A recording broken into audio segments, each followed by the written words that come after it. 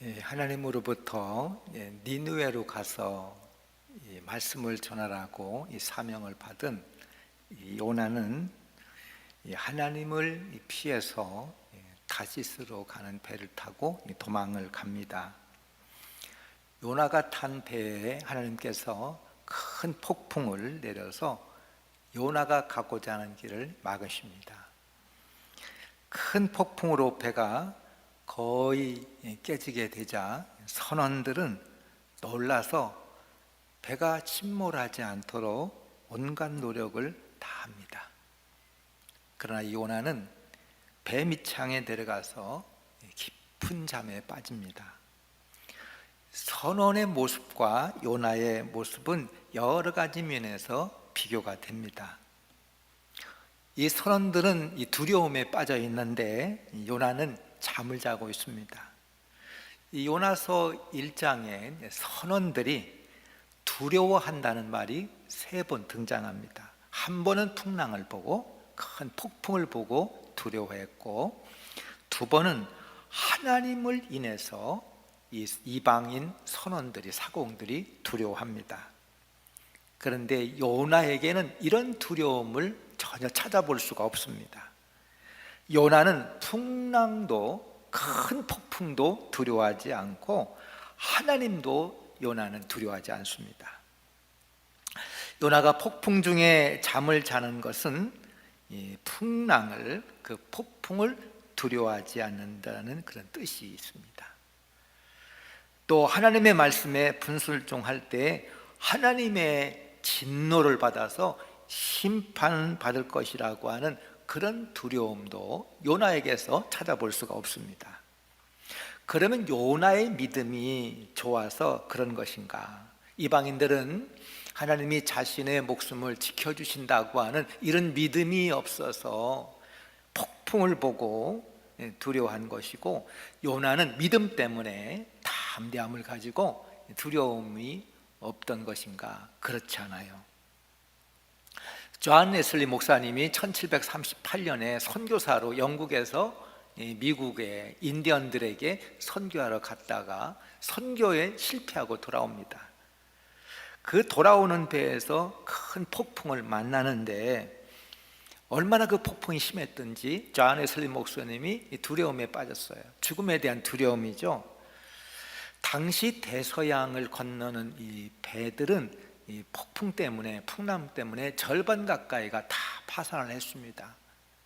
때문에 이 배를 타고 대서양을 건넌다는 것이 얼마나 큰 모험이고 두려움이었을까 상상이 갑니다.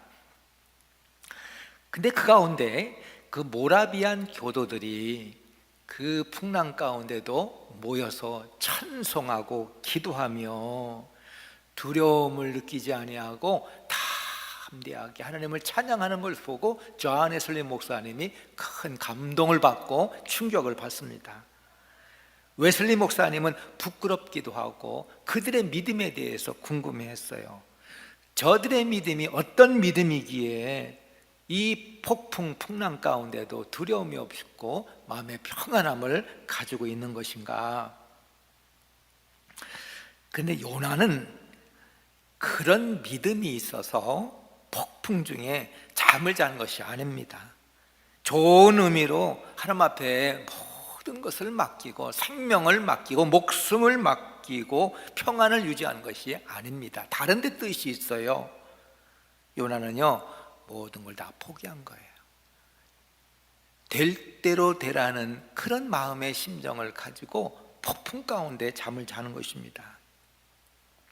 우리 지난주에 봤던 그 9절에 요나는 선원들에게 자신은 하나님을 섬기는 자인데 하나님의 낯을 피하여 지금 도피하는 중이라, 그런 얘기를 합니다. 선원들이 그 이야기를 듣고 두려워해서 어쩌자고 그런 일을 행했느냐 소리를 쳤습니다. 선원들은 하나님을 모르는 이방인임에도 불구하고 하나님 앞에 불순종하면 하나님의 진노를 받고 하나님의 심판을 받는다고 하는 것을 알고 있어요. 하나님에 대해서는 이방인 선원보다도 요나가 더 잘 알고 있을 텐데 요나는 하나님 무서운지를 몰라요. 하나님 두려운지를 모릅니다.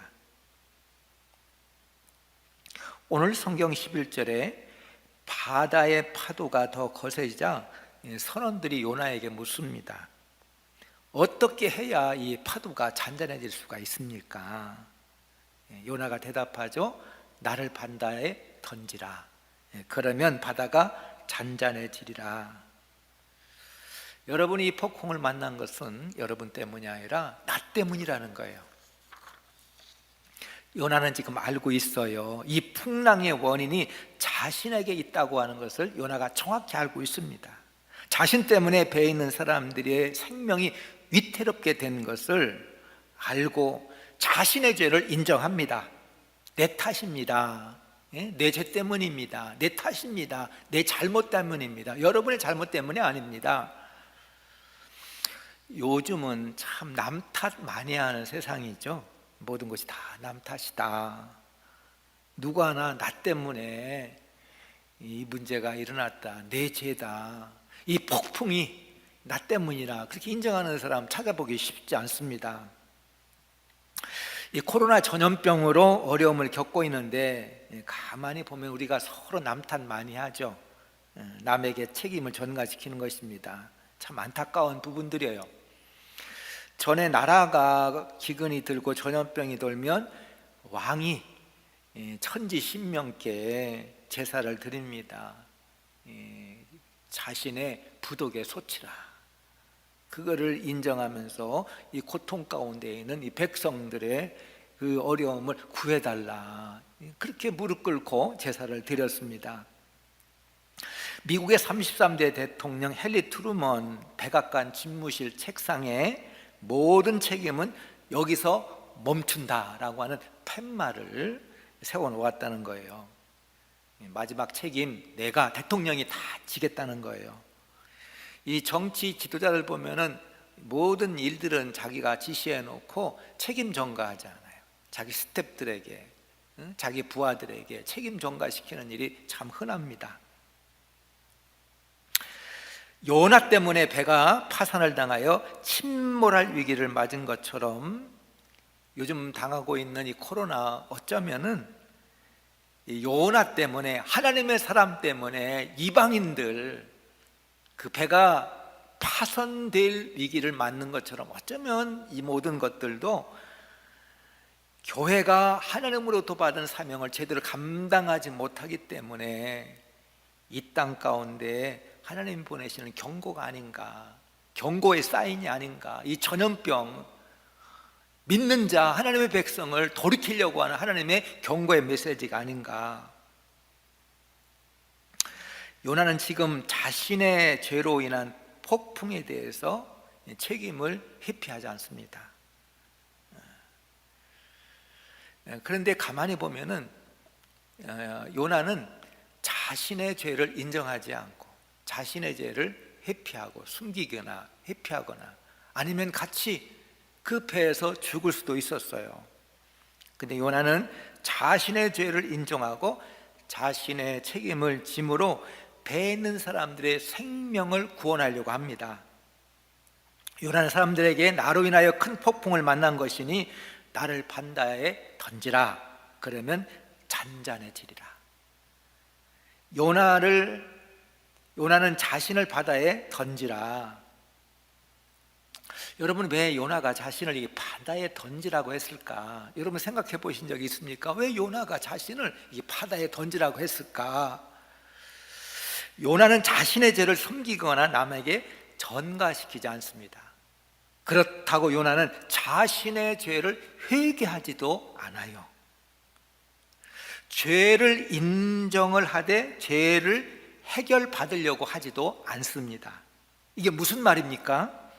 사람이 죄를 지으면 죄를 이렇게 해결하는 방법, 죄를 사함받는 방법이 여러 가지가 있습니다. 첫 번째, 죄를 해결하는 방법 가운데 대표적인 것이 숨기는 거예요. 탈로 나지 않으면 된다고 하는 그런 생각입니다. 아담이 선악과를 따먹고 하나님을 피해 숨잖아요. 숨으면 된다는 생각들을 많이 해요. 숨기면 된다고 생각해요. 탈로만 안 난다면 탈로만 나지 않으면 된다는 그런 생각들 많이 하죠. 이것도 죄를 해결하는 방법 가운데 하나입니다. 두 번째는 남에게 전가시키는 겁니다. 남 탓하는 거예요. 하나님께서 아담에게 왜 선악과를 따먹었느냐 이렇게 물어볼 때에 당신이 하나님이 나에게 만들어준 저 여인 하와가 나에게 먹도록 해서 내가 그걸 따먹었다, 책임 전가하는 거죠. 이것도 죄를 해결하는 방법이에요. 죄를 회피하는 거죠. 합리화하는 것입니다. 세 번째는 자신이 죄값을 직접 치르는 경우입니다. 교도에 가서 죄값을 치르든지 아니면 평생 양심의 가책을 받으면서 그렇게 사는 거예요. 어떤 80대 할아버지가 좋은 큰 아파트에서 혼자 이렇게 사시는데 집안을 쓰레기 소굴로 그렇게 만들어 놓고 혼자 사십니다. 아파트가 큰 아파트예요. 근데 그 안에 자기의 여러 가지 생활용품들이 있고, 근데 거기에는 또 그냥 치우지 않아서 그냥 쓰레기 더미가 가득한 속에 혼자 사시는 거예요. 아마 그분 할아버지 때문에 그 아파트에서 여러 가지 문제가 된 것 같아요. 그래서 방송국에 취재가 나온 거죠. 근데 이분이 외출할 때는 신사처럼 깨끗하게 하고 나갑니다. 이 방송에 봤더니 얼마나 집안이 물건이 많고 거기에 쓰레기가 많은지 양복을 다 입고도 신발을 찾는데 30분 이상을 다니면서 신발을 찾을 정도로 그렇게 생활을 해요. 근데 이 할아버지는 6개 국어를 합니다. 그리고 서울법대 동문수첩에서 자기 얼굴과 이름을 이렇게 알려줍니다. 과거에 중소기업을 해서 중견기업을 해서 큰 돈을 번 분이에요. 근데 왜 이렇게 불편하게 고통스러운 삶을 사느냐 그렇게 물어보니까 의외의 말씀을 합니다. 자신이 이 기업을 하면서 임금 착취, 노동 착취를 많이 했다는 거예요. 한국 사회에서 돈을 벌려면 그렇게 하지 않고 절대 돈을 못 번다는 거예요. 그때는 그렇게 자기가 큰 부자가 돼서 100평, 200평 좋은 아파트에서 잘 살았다는 거예요. IMF 때 회사가 부도가 나고 망한 거죠. 혼자 살고 나이가 들면서 지난날의 삶을 돌아볼 때 남에게 너무 잘못한 것이 많은 거예요. 그런 자신이 너무 후회가 돼서 편안하게 사는 것이 너무 고통스러워서 그렇게 고통스럽게 사는 것이 오히려 편하다는 말을 그렇게 합니다. 여러분, 사람이요 자기 죄를 해결하는 방법이 참 여러 가지입니다. 요나요 자신의 죄를 인정해요. 자신의 책임이라고 생각하고 자신의 책임을 지려고 해요. 책임감 있는 예언자입니다. 그러나 과연 요나가 자신의 죄를 인정해도 요나가 하나님 앞에 회개한 것인가? 언뜻 보면 요나가 자신의 죄를 회개하는 듯이 보이지만 자세히 보면 요나는요 회개하지 않습니다. 죄를 인정하는 것 같고 회개하는 것은 다른 차원의 문제입니다.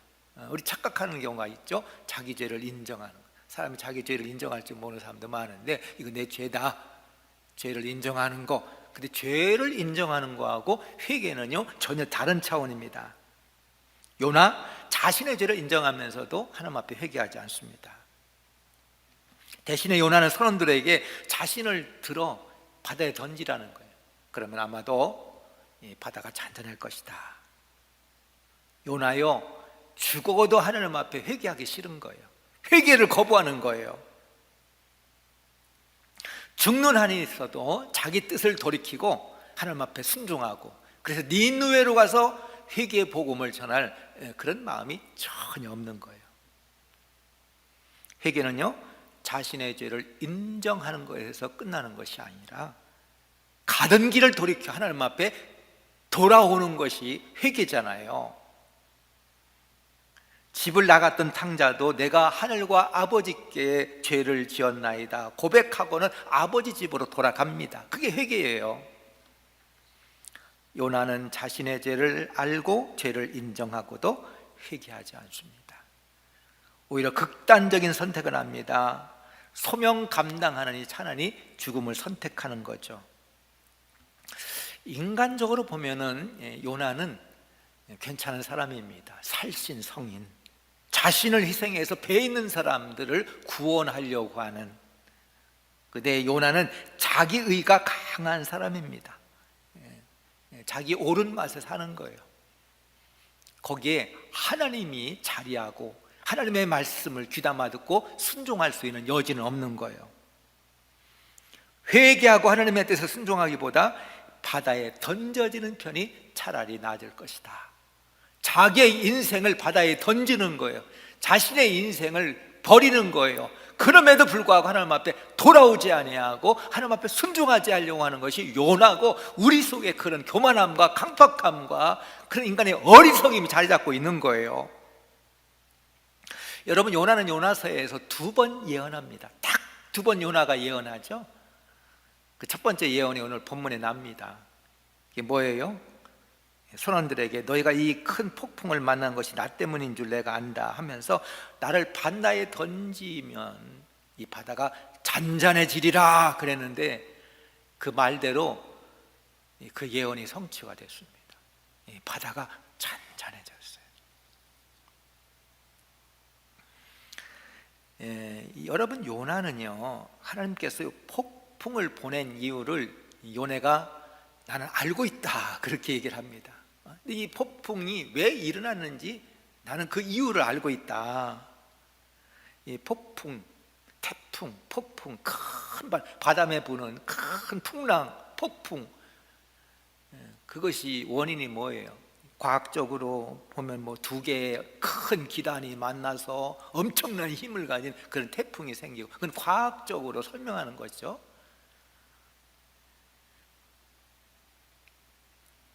근데 이 폭풍의 원인은 다른 것이 아니라 요나는 알고 있습니다. 그 원인이 뭔가? 자신을 돌이키려고 하는 하나님의 손길. 다른 사람은 모르고 있어요. 딱 한 사람 자신은 알고 있어요. 요나는 알고 있어요. 그럼에도 요나는 그 근본적인 문제를 해결하지 아니하고 겉에 드러나는 풍랑만, 큰 폭풍만 해결하려고 해요. 폭풍이 문제가 아니라 요나의 불순종이 문제인데 겉에 드러나는 그 폭풍만 해결하는 방법을 취합니다.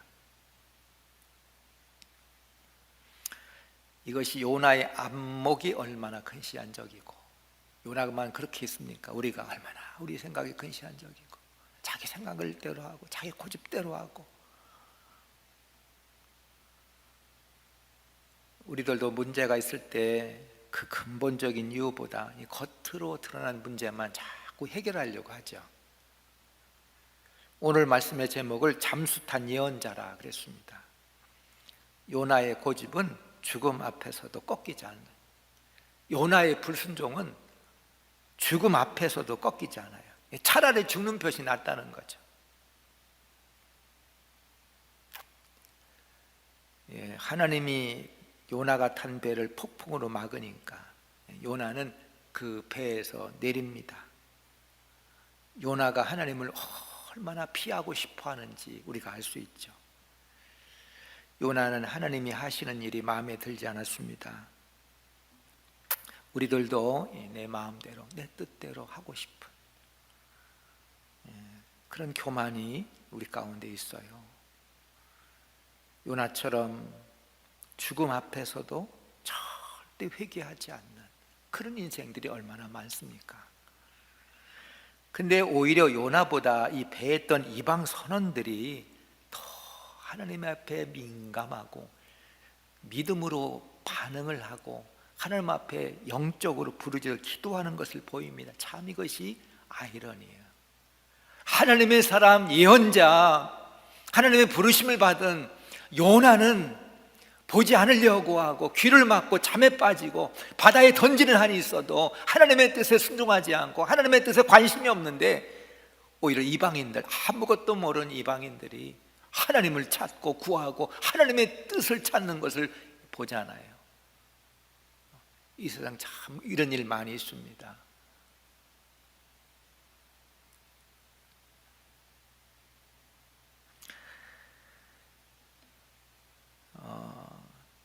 근데 여기 이방인들이 하나님 앞에 드리는 기도가 나오죠. 여기에 참 영적인 비밀이 하나가 있습니다. 뭐라고 기도합니까? 주 여호와께서는 주의 뜻대로 행하십니다. 하나님은 주님의 뜻대로 행하시는 분이다.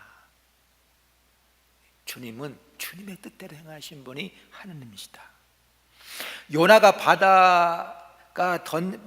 바다에 던져지고 폭풍이 잔잔해졌죠. 모든 문제가 다 끝난 것처럼 보입니다. 문제 소지가 없어진 것 같아요. 요나가 바다에 던져지니까 이 바다는 다 잔잔해지고 다시 모든 것이 일상으로 돌아왔어요. 다 회복이 됐어요. 근데 모든 이야기가 여기서 다 끝난 것처럼 보입니다. 그렇지 않아요. 요나의 불순종에도 불구하고 천국의 사냥개 되신 하나님께서는 바닷속까지도 요나를 놓지 아니하시고 붙잡으시고 추적하시죠. 주 여호와께서는 주의 뜻대로 행하시는 분이기 때문에 그렇습니다. 여러분, 회개가 무엇이고 사명이 무엇인가? 내 뜻을 내려놓고 하나님의 뜻에 순종하는 것이 참된 회개요 또 사명인 것입니다. 절대 포기하지 않으신 하나님, 그의 독생자 예수까지도 내어주시며 우리를 포기하지 않고 구원하시는 사랑의 하나님, 참으시되 끝까지 참으시며 인내하신 하나님, 우리를 돌아와 다시 주님 앞에 복음 앞에 붙잡혀 쓰임받도록 우리를 부르시는 분이십니다. 호주에 가면 부메랑이 있습니다. 이 부메랑 아무리 멀리 가도 다시 제 위치로 돌아오죠. 다시스로 도망가고 바닷속으로 도망간 요나까지도 포기하지 않는 그 하나님의 계획하심과 섭리를 우리가 볼 수 있어야 됩니다. 나의 어리석은 뜻을 내려놓고 하나님의 뜻에 순종하고 진정으로 회개하고 돌아올 때 하나님이 붙잡아 쓰시는 놀라운 역사가 우리 가운데 함께하여 주실 줄로 믿습니다.